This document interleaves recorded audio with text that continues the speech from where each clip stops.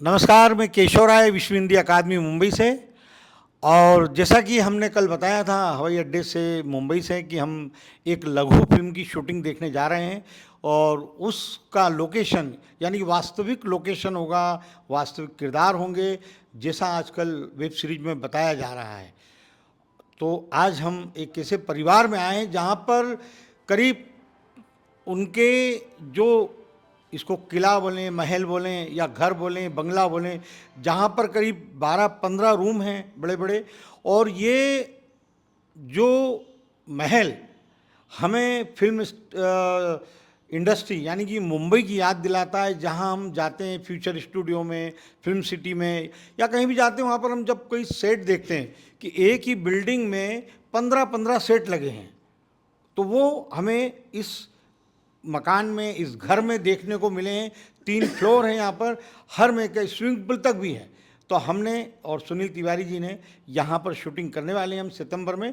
और यहाँ जो जिनका घर है ये राजेंद्र कुमार सोनी जी का घर है। भाई जी प्रीति सोनी जी हैं और हमारे साथ लेखक हैं राजेश कुमार सलूजा साहब, जिनका एल्बम भी आया है अक्स, और आपने फिल्म बनाई है, उसके बारे में भी हम बातचीत करेंगे।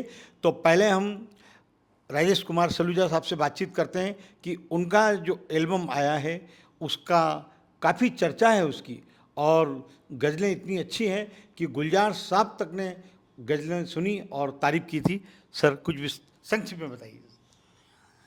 गज़लों की विधा लुप्त होती जा रही है, तो उसकी सेवा के लिए हम लोगों ने ये प्रयास किया है कि कुछ गज़लें बना के उनकी वीडियो रिलीज़ किए जाएं और आज की युवा पीढ़ी को भी गज़लों से जोड़ के रखा जा सके।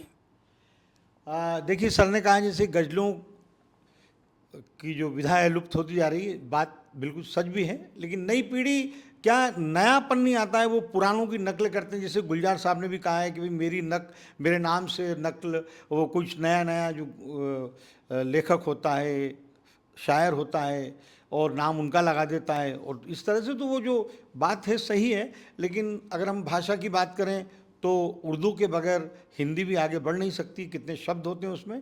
तो सर की गज़लें भी आप सुने, यूट्यूब पर उनका चैनल है सर का।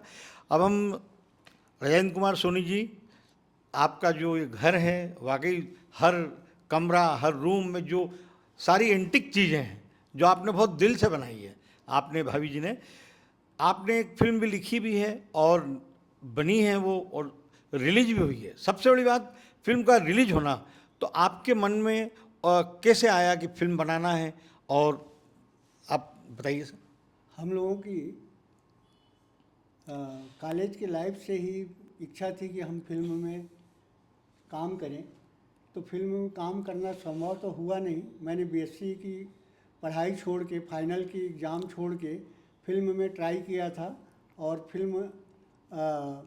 फिल्मालय आर्ट एकेडमी में एडमिशन भी लिया था एक्टिंग कोर्स के क्या लिए। बात है, अंधेरी में और वो उस समय वहाँ समझ में आया कि मेरे को इस लाइन में सफलता के लिए बहुत संघर्ष करना पड़ेगा, पीरियड अवधि बहुत ज़्यादा लगेगा।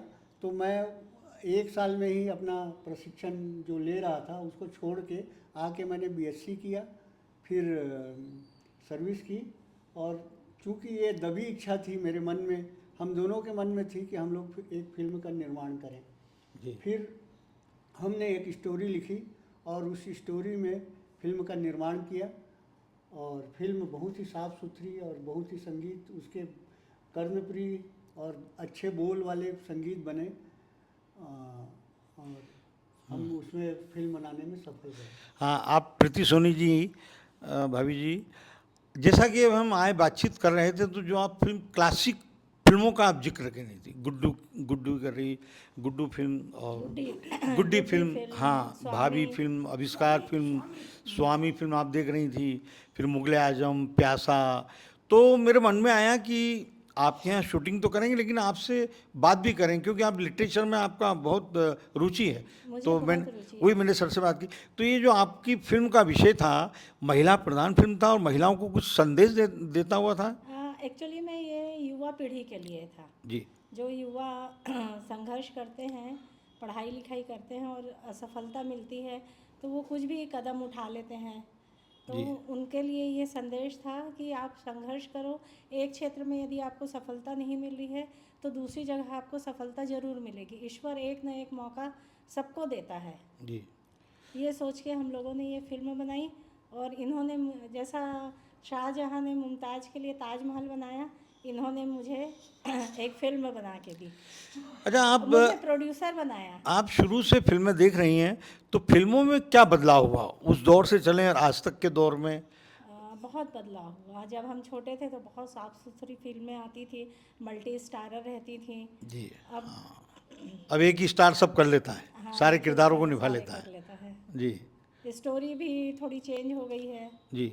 बहुत परिवर्तन हुआ। आपकी पसंदीदा फिल्में कौन कौन सी रही, जैसे दो चार, और अभिनेत्री कौन कौन सी, उनमें क्या विशेषता रही जो आपको बहुत नहीं, उसने मेरे प्रभावित साथ ये किया? रहा कि मैं जिस फिल्म को देखती थी उसके पात्र मुझे बहुत अच्छे लगते थे। जी। हेमा मालिनी मेरी मनपसंद है, वहीदा रहमान है, मधुबाला है। जी। हेमा मालिनी डांस की वजह से पसंद करती हैं आपका? हाँ, उनका डांस, ग्रेस उनका। जी। अच्छा, तो अभी जो आप फिल्म देख रही थी स्वामी, उसमें क्या आपको अच्छी लग रही थी, जो आपने कहा साहब से बात कर रहे थे आप? स्टोरी बहुत अच्छी थी उसकी। एक तो शरद चंद्र के उपन्यास पे आधारित थी, उनके तो सारे उपन्यास बहुत क्लासिकल रहते हैं, तो वो स्टोरी बहुत अच्छी लगी। और गिरीश कर्नाड, शबाना आज़मी, उत्पल दत्त, इनकी जो वो थी एक्टिंग, वो बहुत अच्छी लगी।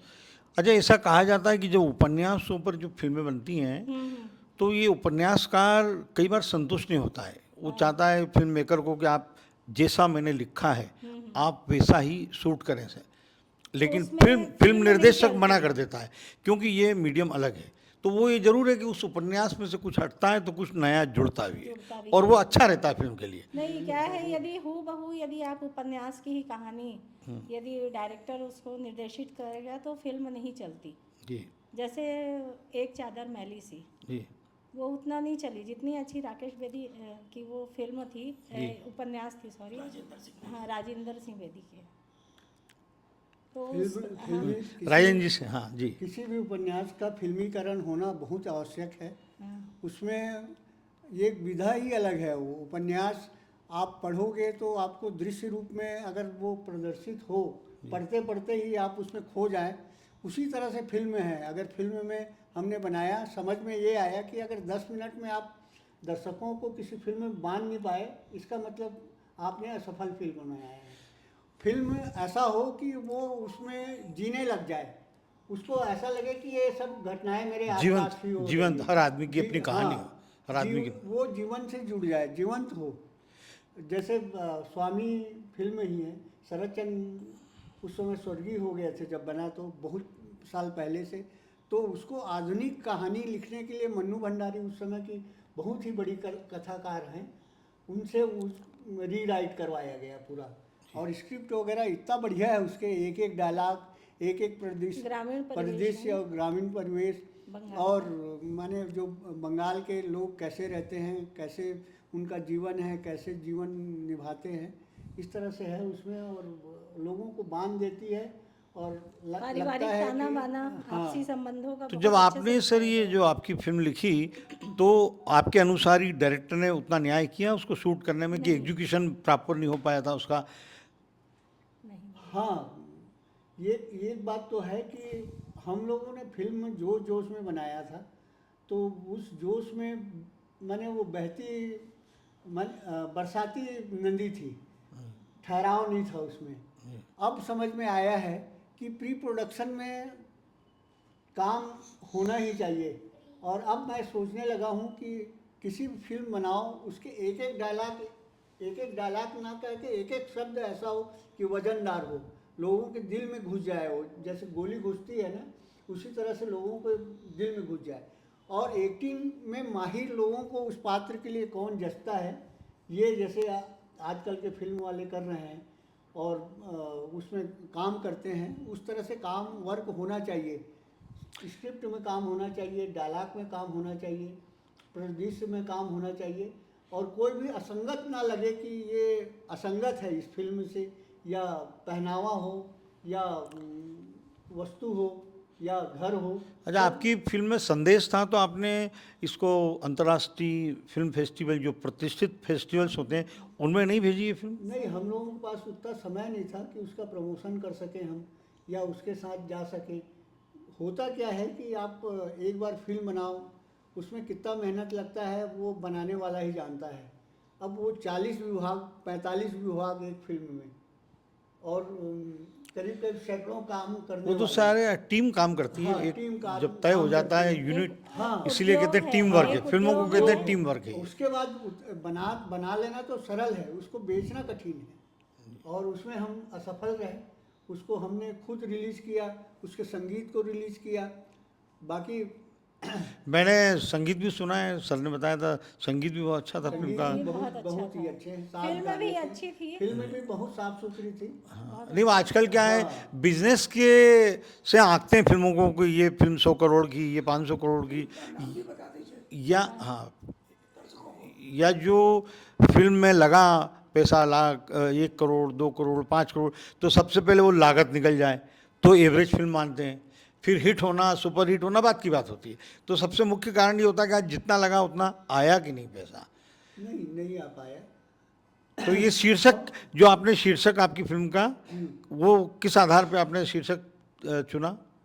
किसका है इंतजार? एक कॉलेज का पढ़ने वाला लड़का और पहली नज़र में किसी लड़की से प्यार कर बैठा, और उन दोनों के बीच में बॉन्डिंग होती है, फिर मिलते जुलते हैं।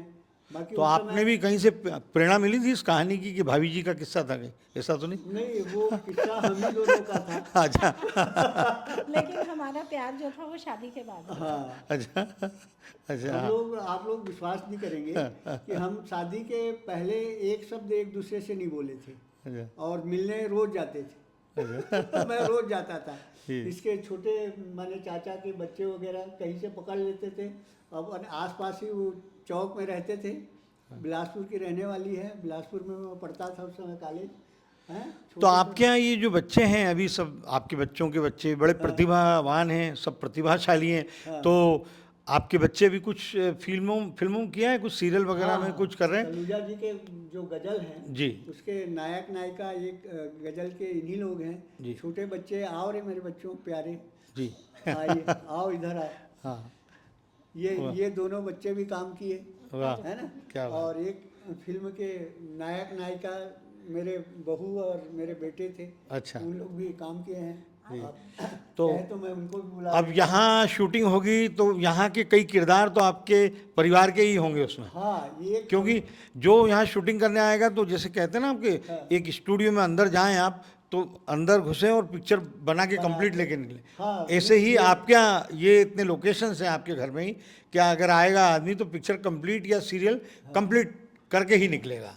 मिनी रामो राव स्टूडियो मान लीजिए इसको। बॉम्बे में अच्छा, फिल्म सिटी रामोजी में राव। कई सेट्स वगैरह हैं। हाँ। जी जी जी।